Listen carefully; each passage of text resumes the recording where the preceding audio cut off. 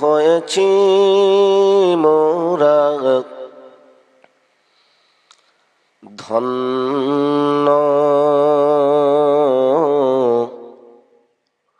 দয়ার নবী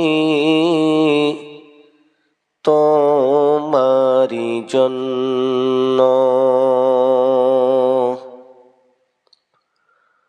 ধন্য হয়েছি মোরা, ধন্য দয়ার নবী তোমারি জন্য। আল্লাহুম্মা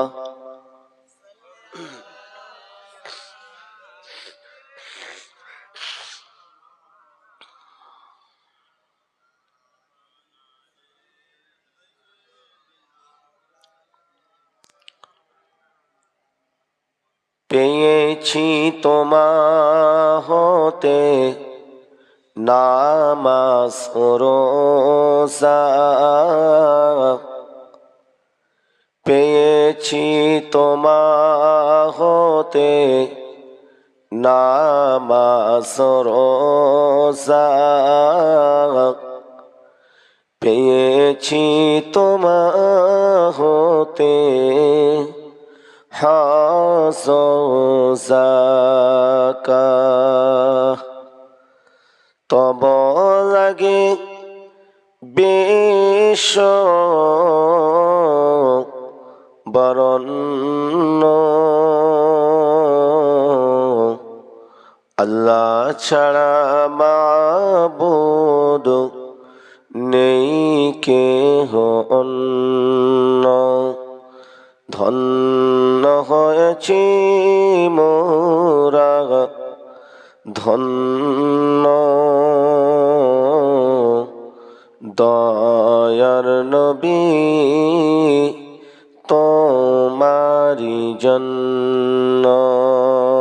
আল্লাহুম্মা সাল্লি আলা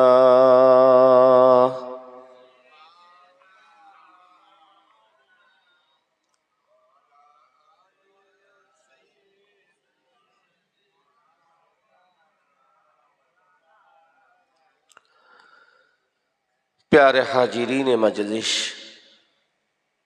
সম্মানীয় আজকের এই মাহফিলের নির্বাচিত সভাপতি সাহেব, সম্মানীয় আপনাদের এই বাগমারি, তাই তো গ্রামটার নাম কি, বাগমারি গ্রামের মসজিদের যোগ্য ইমাম সাহেব, মুআজ্জাজ মুহতারাম উলামা হযরতগণ, সম্মুখ উপবিষ্ট দিন দরদি ইসলাম দরদি মুমিন মুসলমান ভাইরা, বয়োজ্যেষ্ঠ মুরব্বী আব্বা জানেরা,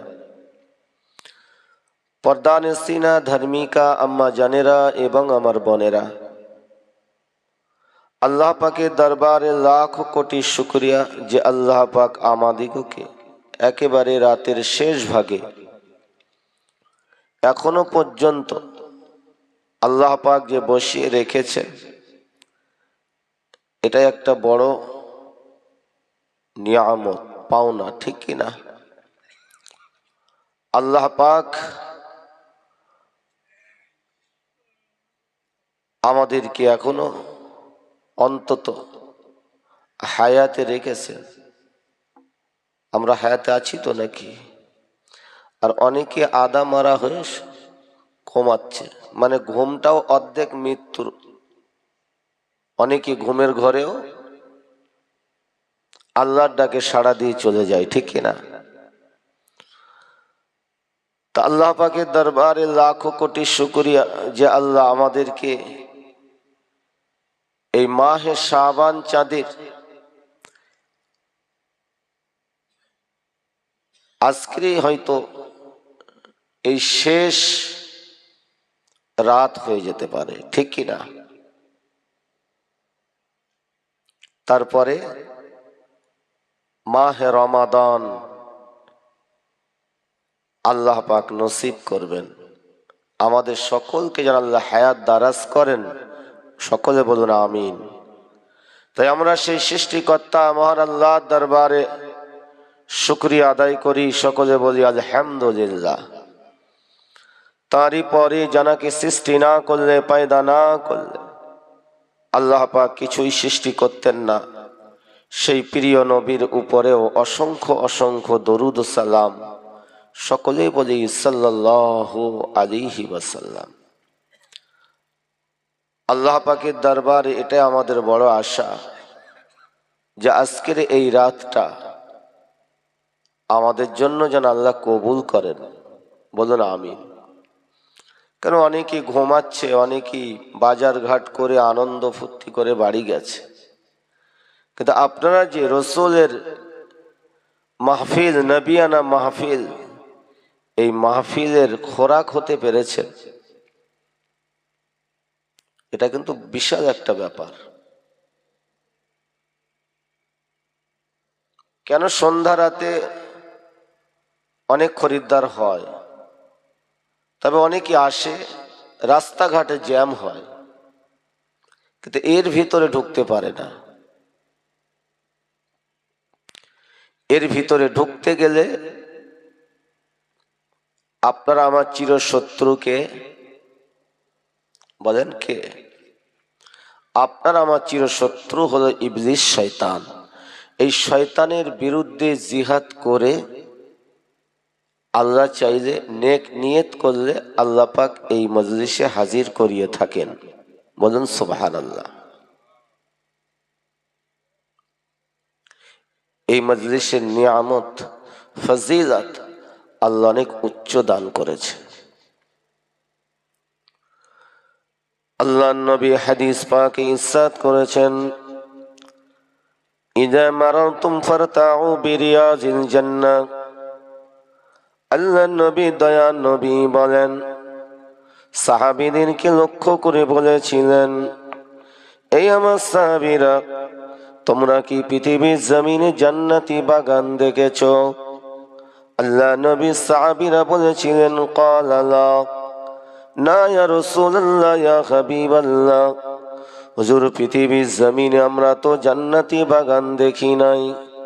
আল্লাহ নবী, দয়া নবী, দো জানে বাদশা নবী বলেছিলেন, এ আমার সাহাবীরা শুনে রেখে দাও, আমি নবী জানিয়ে দিলাম পৃথিবীর জমিনে যে জায়গাতে আল্লাহ পাকের কোরআন পাক তেলাওয়াত হয়, যে জায়গাতে আল্লাহ পাকের জিকির হয়, যে জায়গাতে আমি রাসূলুল্লাহ আমার শানে দরুদ সালাম পাঠ করা হয়, আমি নবী জানিয়ে দিলাম পৃথিবীর জমিনে ওই জায়গাটি হলো জান্নাতের টুকরা, জান্নাতেরই বাগান। আমার নবীর হাদিস পাক অনুযায়ী জায়গাটা নিঃসন্দেহে জান্নাতের বাগান। আমরা সকলে জান্নাতের আশা করি তো নাকি? দুনিয়ার জান্নাত যদি ভালো না লাগে, দুনিয়ার জান্নাতের বাগানে যদি বসতে মন না চাই, আল্লাহ পাক শরীরকে সুস্থ রেখেছেন, আল্লাহ পাক আপনাকে আমাকে সুস্থ শরীরে অনেক ঘুমাতে পারবেন। মরে যাওয়ার পরে যদি আল্লাহর রাস্তায় যদি বিদায় হয়ে কবরে যেতে পারি, আমার আল্লাহ জান্নাতি ঘুম পাড়িয়ে দেবেন। কিন্তু বাবা, মরার আগে আমার নবী, দয়ার নবী বলেছেন, তোমরা মরার আগে একটু রাত জেগে আমার আল্লাহ জিকির করো, রাত জেগে আল্লাহ তাসবিহ পাঠ করো। তোমার ওই রাতটা জাগাটা তোমার জন্য আখিরাত, কবরের প্রথম মঞ্জিলটা আমার আল্লাহ পাক আসান করে দেবেন, আসান করে দেবেন। দুনিয়ায় ঘুমিয়ে ঘুমিয়ে আল্লাহকে খুঁজে পাওয়া যাবে? বেনামাজি হয়ে আল্লাহকে খুঁজে পাওয়া যাবে? বেরোজগার হয়ে কি আল্লাহকে খুঁজে পাওয়া যাবে? তাই আমার নবী বলেছেন, তোমরা দুনিয়াতে একটু সাধনা করো। আজকে এই গ্রামের মানুষ এত টাকা খরচ করলো, এত মেহনত করে বিশাল লাইট, বিশাল মাহফিল, চতুর্দিকে লাইটিং এর ব্যবস্থা করেছে। আজকে এই গ্রামের যুবক ছেলেরা, কত ছেলে রাত জেগে জেগে মোবাইলের পিছনে ব্যস্ততা করে, মোবাইলের পিছনে সময় দেয়। কিন্তু হতভাগা আজকের নবিয়ানা মাহফিল, নবীর মহাব্বতে সালে সওয়াব, মনে রাখবেন আজকের যে সালে সওয়াবটা হচ্ছে যুবকেরা। আজকে সবাই প্রায় মুরব্বি আজ আমাদের সামনে জান্নাতি বাগানে বসে আছেন, আর যুবক ছেলেগুলো সুস্থ শরীরে যদি তারা অকারণে যদি তারা এই মাহফিল ছেড়ে ঘুম দিয়েছে, বাবা মনে রাখবেন, জেনে রাখবেন, এই মাহফিলটাই গ্রামে আজকে হচ্ছে, কালকে আর হবে না। মনে রেখে দেবেন, এই সময়টা কিন্তু আমার আল্লাহ পাকের দরবারে হিসাব দিতে হবে। হবে কি হবে না? কারণ আপনি মাহফিল দিয়ে ঘুমাবেন বাড়ি, এটা হবে না। মাহফিল দিয়ে আপনি ঘুমাবেন, শরীর খারাপ আলাদা ব্যাপার, ঠিক না? এই পাশে মসজিদ, এই মসজিদে আজান হয়, 5 ওয়াক্ত আজান হয়, তো আজান হয়। তে আজান যখন হয়, আমি আপনি যদি চুপটি করে যদি বসে থাকি, যদি আজানের যদি গুরুত্ব না দেই, মসজিদ যদি ফাঁকা হয়, মসজিদে যদি খোরাক না হয়, এই গ্রামের যুবক, গ্রামের মুরব্বী যদি মসজিদে না আসে, আল্লাহর দরবারে হিসাব দিতে হবে না? তবে ওটা ফরজে আইন, অবশ্য ওখানে আসতেই হবে। কিন্তু এখানেও এটা নফল ইবাদত হলেও আপনারা তো এটা তৈরি করেছেন, আগে তো আপনাদের বসতে হবে। আপনারা যারা বসে আছেন সবাইকে এই গ্রামের মানুষ? হাত তোলেন তো, গ্রামের মানুষ কজন দেখি?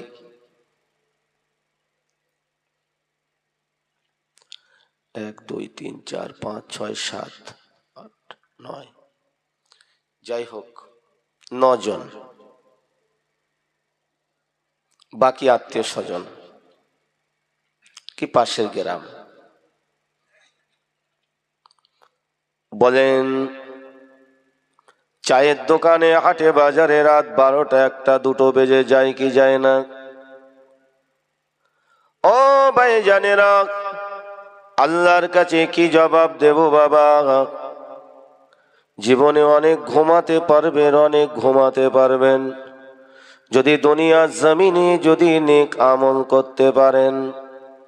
আজকে এই রাতটা, তারাই বড় হতভাগা যারা এত সুন্দর রাত পেয়ে, এই জান্নাতি বাগান পেয়ে আগামী বছর পর্যন্ত আবার যে আল্লাহ হায়াতে রাখবেন, হয়তো আপনারা আমার জীবনের শেষ নসিহত শোনা হতে পারে, ঠিক কিনা বলেন?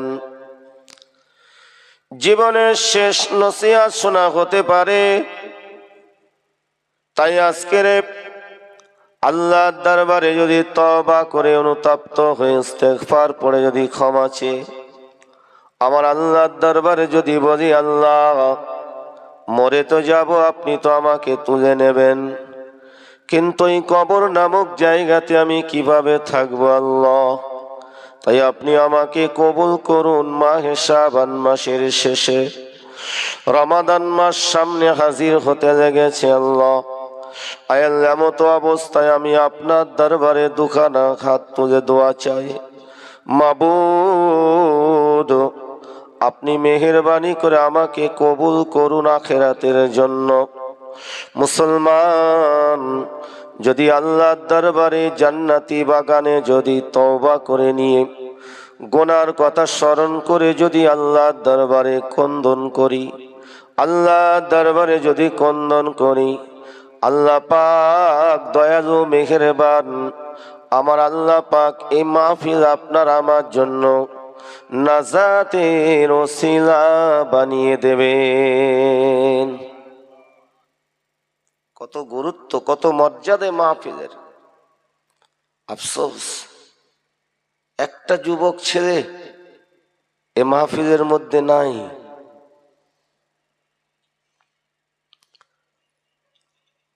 আল্লাহ নবী সাহেব হযরত সালমান রাদিয়াল্লাহু তাআলা আনহু হুজুরের কথা মনে পড়ে যায়। হযরত সালমান রাদিয়াল্লাহু তাআলা আনহু হুজুর আমার এমন করে তিনি বাড়িতে নসিহত ওয়াজ মাহফিল করছেন। আমার নবী পাকের বিশিষ্ট কয়েকজন সাহাবী বসে বসে নসিহত শুনছেন। এমত অবস্থায় আল্লাহ নবী দয়া নবী দোজানে বাদশা নবী আমার ওই রাস্তা দিয়ে যেতে লাগলেন। হযরত সালমান হুজুরের ঘরের পাশ দিয়ে যেতে লাগলেন। এমন সময় হযরত সালমান রাদিয়াল্লাহু তাআলা আনহু এমন সময় তিনি আমার নবী দয়া নবী নূরের চেহারাটা দেখতে পেলেন।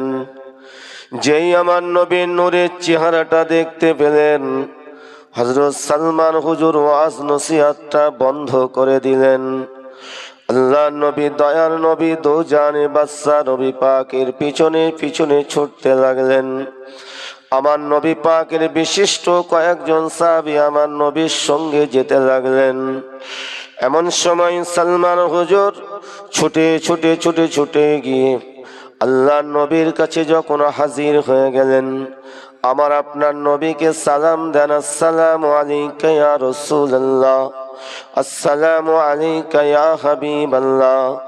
আল্লাহ নবী সালামের উত্তর দিয়ে বলেছিলেন, বাবা সালমান তুমি হাঁপাচ্ছ কেন? তুমি তো হাঁপিয়ে পড়েছো বাবা, কি হয়েছে? কি মুসিবতে তুমি পড়েছো বলো। হযরত সালমান রাদিয়াল্লাহু তাআলা আনহু হুজুর বলেছিলেন, ইয়া রাসূলুল্লাহ ইয়া হাবিবাল্লাহ, হুজুর বেয়াদবি মাফ করুন হুজুর। আমি সালমান আমার বাড়িতে আমার ঘরেতে একটা কোরআনের মাহফিল, একটা ওয়াজ মাহফিল আমি করেছি হুজুর। আমি সালমান নসিহত করছিলাম, আপনার কিছু সাহাবীরা নসিহত শুনছিল। হুজুরের মতো অবস্থায় আপনি আমার ঘরের পাশ দিয়ে যেতে লাগলেন। আমি দেখতে পেয়ে আমি আর থাকতে পারি না, ছুটে ছুটে চলে এসেছি হুজুর। আপনি কি একটু ওয়াজ মাহফিল আপনি কি একটু হাজির হবেন? আপনি কি একটু হাজির হবেন? হযরত সালমান রাদিয়াল্লাহু তাআলা আনহু হুজুরের কথা শুনে আমার নবী হযরত সালমান হুজুরের মুখের দিকে তাকিয়ে রইলেন। আমার নবী কিছু বলছেন না।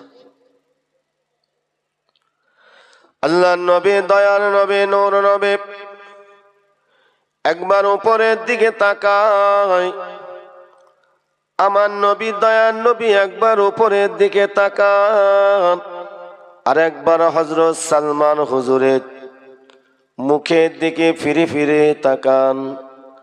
নবী আমার মুস্কে মুস্কে মুস্কে মুস্কে হাসতে থাকেন।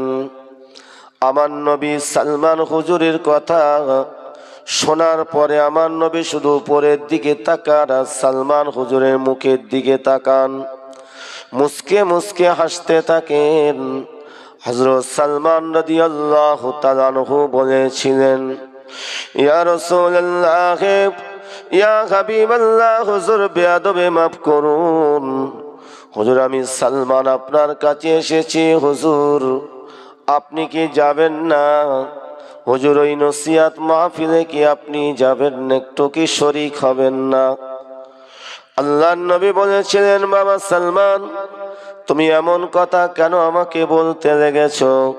হযরত সালমান হুজুর বলেছি, ইয়া রাসূলুল্লাহ হাবিবাল্লাহ, হুজুর আপনি কোনো উত্তর দিচ্ছেন না, একবার উপরের দিকে তাকান আর একবার আমার মুখের দিকে তাকিয়ে হাসতে থাকেন। হুজুর গো বেয়াদবি মাফ করুন, আমার কথার মধ্যে কি কোনো বেয়াদবি হয়ে গেছে হুজুর? আমার ব্যবহারে হুজুর, আমার কথার দ্বারাই কি আপনি কোনো ব্যথা পেলেন নাকি? আল্লাহর নবী বলেছেন, বাবা সালমান, না না না না, আমি কেন তোমার দিকে তাকাচ্ছি তুমি তা বুঝতে পারো না? আমি আসমানের দিকে কেন তাকাচ্ছি তুমি তা বুঝতে পারো না? এ বাবা সালমান, শুনে রেখে দাও, আমি আসমানের দিকে তাকাই আর তোমার দিকে তাকাই, আমার আল্লাহ পাক তোমাকে কবুল করে নিয়েছে বাবা সালমান। আমার আল্লাহ পাক তোমার উপরে রহমত আমার আল্লাহ নাজিল করতে লেগেছে।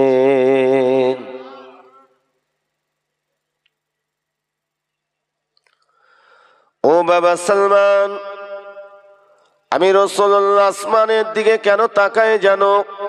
আসমান থেকে অগণিত রহমতি ফারিস্তারা অবতীর্ণ হচ্ছে তোমার ওই মাহফিলে, নাজিল হচ্ছে, আর আল্লাহর রহমতি ফারিস্তা গুলো তোমার জন্য দোয়া করতে থাকে, তোমার আল আউলাদদের জন্য দোয়া করতে থাকে, আমার সাহাবীদের জন্য দোয়া করতে থাকে, তোমার গ্রামবাসীদের জন্য দোয়া করতে থাকে। বাবা সালমান, আল্লাহর রহমতি ফারিস্তারা তারা হাজির হয়ে গেছে। যতক্ষণ না পর্যন্ত মাহফিল নসিহত শেষ না হবে, আল্লাহর ফারিস্তারা ওই মাহফিল থেকে উঠে চলে যাবে না।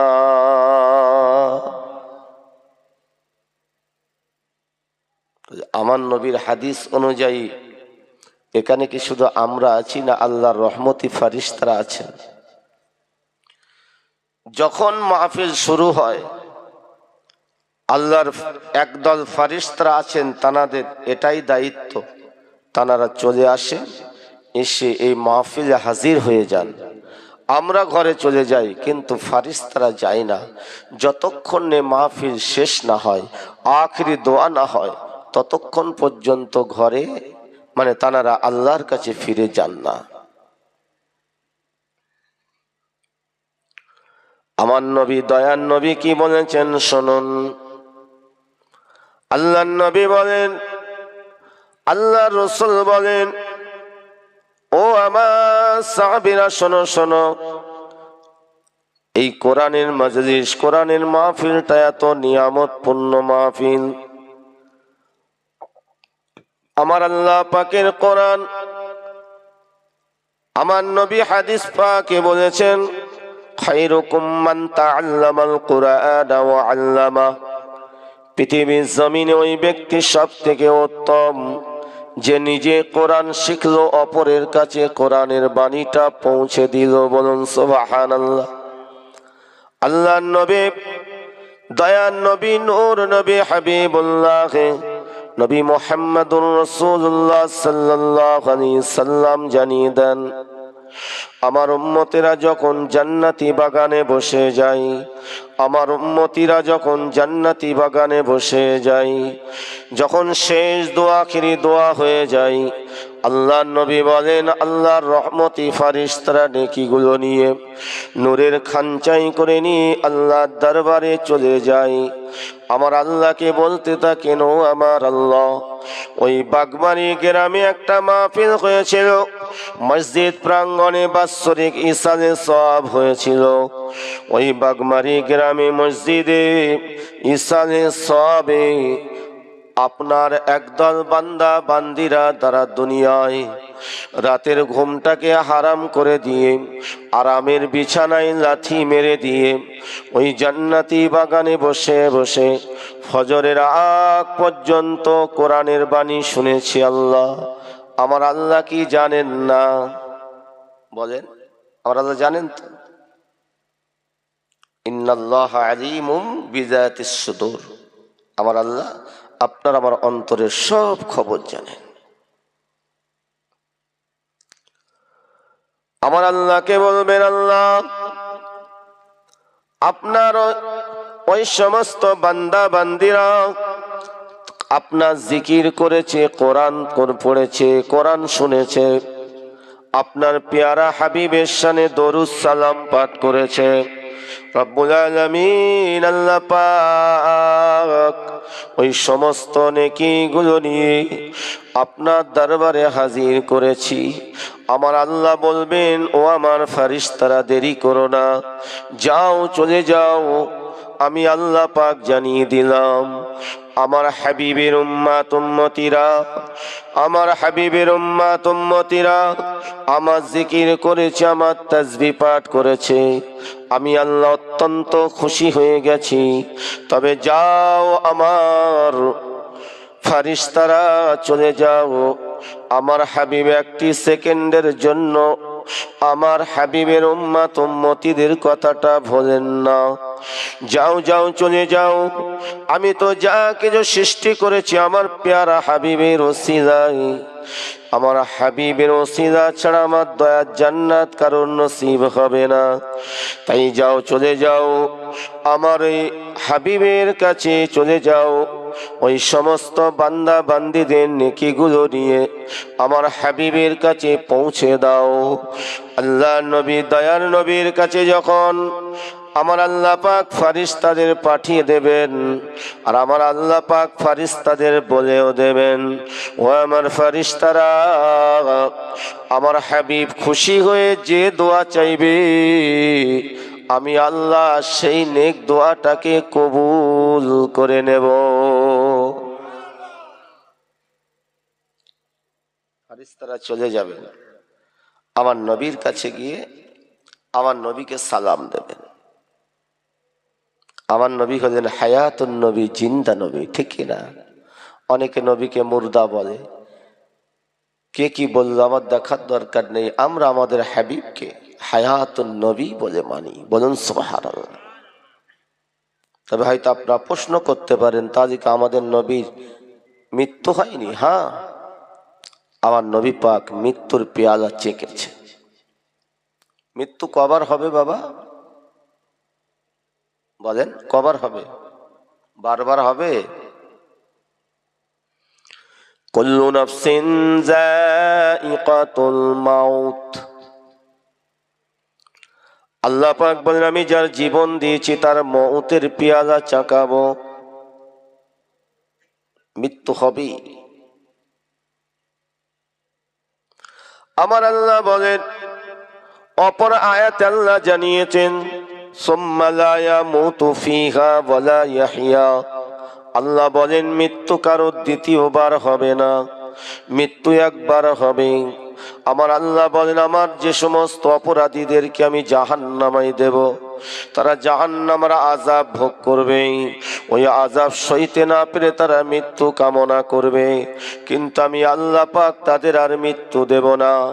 জাহান্নামবাসীদেরকে আল্লাহ পাক বলবেন, তোমরা কি জানো না আমি আল্লাহ তো ঘোষণা করে দিয়েছিলাম মৃত্যু একবার, কারো দ্বিতীয়বার হবে না।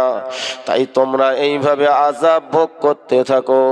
আর আমার আল্লাহ পাক রব্বুল আলামিন তার মাহবুবা ঈমানওয়ালাদেরকে আল্লাহ পাক, জান্নাতীবাসীদেরকে আল্লাহ পাক বলে দেবেন, এ জান্নাতবাসীরা, তোমরা অনন্তকালের জন্যই জান্নাতের ভিতরে আরাম করো, শান্তি ভোগ করো।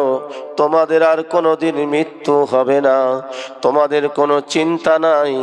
জান্নাতে যারা যাবে তাদের কোনো চিন্তা থাকবে না, তারা কোনোদিন বুড়ো হবে না, বয়স্ক হবে না। সারাটা জীবন অনন্তকালের জন্য যৌবন অবস্থায় থাকবে, শুধু শান্তি আর শান্তি, আয়েশ আরাম আর আরাম। কিন্তু অপরাধী যারা জাহান্নামায় যাবে, ওই জাহান্নামের আযাব, ওই কষ্ট সইতে পারবে না। জাহান্নামের আযাবে পুড়ে কালো কদাকার হয়ে যাবে, নিজের চেহারাটা পর্যন্ত দেখতে পাবে না। এত আযাব হবে, এত শাস্তি হবে, ওই আযাব সইতে পারবে না। চিৎকার করে আওয়াজ দেবে, আল্লাহ আমাদের মৃত্যু দেন, আমরা আর সইতে পারি না। আমার আল্লাহ বলবেন তোমাদের আর মৃত্যু হবে না, এইভাবে আযাব ভোগ করো। কিন্তু বাবা মৃত্যু হবে না, কিন্তু তাদের শাস্তিও কম হবে না। এ আমার ভাই জানেরা, এ আমার মুরব্বী আব্বা জানেরা, তাই আমার আল্লাহ পাক আল্লাহ তাআলা জানিয়ে দিয়েছেন, বান্দা বান্দিরে আমার আল্লাহ কোরআন পাকে বলেছেন ফালইয়াদহাকু কালিলা। বান্দা